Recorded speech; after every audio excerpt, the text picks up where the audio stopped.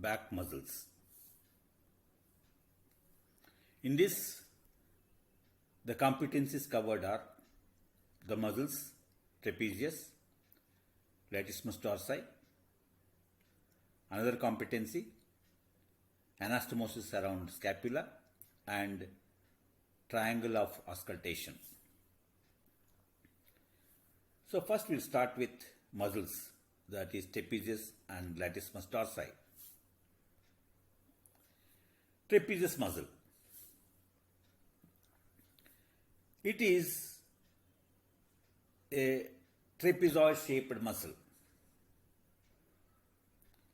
It is situated in the posterior neck and upper back. It has three structural and functional parts. Upper portion.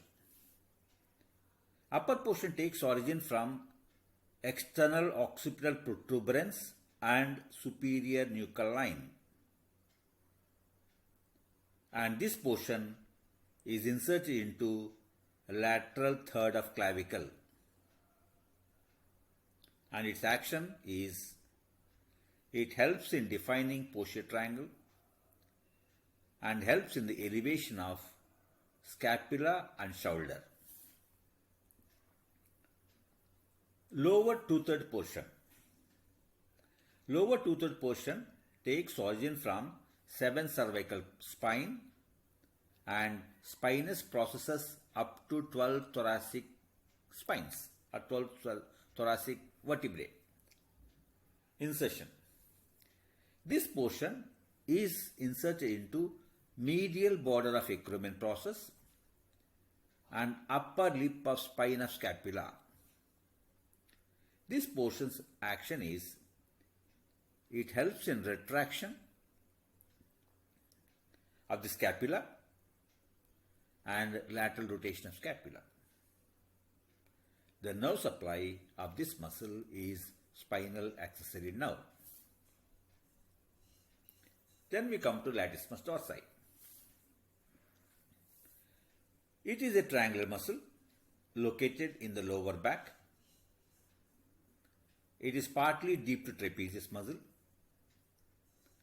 and it helps in forming triangle of auscultation. Upper portion. Origin. Lower 4 ribs. Spines of 6 lower thoracic vertebrae. The lumbar vertebrae. And fourth is upper sacral vertebrae and from dorsal aspect of inferior angle of scapula. Insertion. It is inserted into intertuberculus sulcus. Action. It adducts the humerus and secures inferior angle of thorax, that is scapula, against the posterior thoracic wall. Nerve supply of latissimus dorsi is thoracodorsal nerve. So we have discussed the origin, insertion, action of latissimus dorsi muscle. Then we come to arterial anastomosis around scapula. In this anastomosis, the arteries or parts of arteries involved are the first part of subclavian artery and the third part of axillary artery, and these two parts are communicated by anastomosis. That is, first part of subclavian artery and third part of axillary artery are communicated by this anastomosis. So, this anastomosis provides continuous blood supply to the shoulder joint even during movement. The arteries forming the anastomosis. The first one is transverse cervical artery, and this is a branch of first part of subclavian artery. This artery gives a descending branch called dorsal scapular artery. And this artery runs, that is dorsal scapular artery, runs along the vertebral border of scapula, that is medial border of scapula. The another artery forming the anastomosis is suprascapular artery. It is also a branch of first part of subclavian artery. This artery runs superficial to suprascapular foramen that is formed, and through that it enters into supraspinous fossa. Then it enters into infraspinous fossa by winding around the spinoglenar notch. So this artery, after entering into suprascapular foramina, enters into supraspinous fossa, and by winding round the spinoglenar notch, it enters into infraspinous fossa. Then the third artery is subscapular artery. This is the third branch of third part of axillary artery. At the lateral border of scapula, it gives circumflex scapular artery, which enters infraspinous fossa to form anastomosis. That is, at the lateral border of scapula, it gives circumflex scapular, which enters into spinous fossa, infraspinous fossa, to form anastomosis well along with the other two arteries. The branches of axillary artery and the subclavian artery supply upper limb, and through the anastomosis a link of loop is formed between thyrocervical trunk and circumflex humeral arteries. In the picture, you can see the anastomosis around the scapula. You can see that the anastomosis is formed by three arteries. That is, one is the dorsal scapular artery that is running along the vertebral border at the medial border.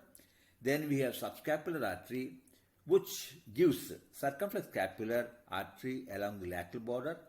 And you can see another artery that is entering into suprascapular foramen, that is the suprascapular artery. Then after passing through suprascapular fossa, it enters into infraspinous fossa.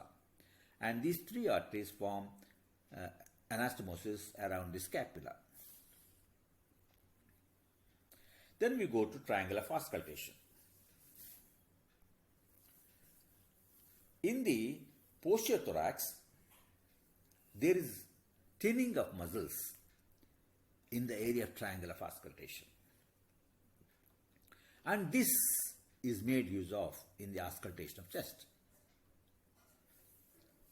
You can see the boundaries of triangle in this slide.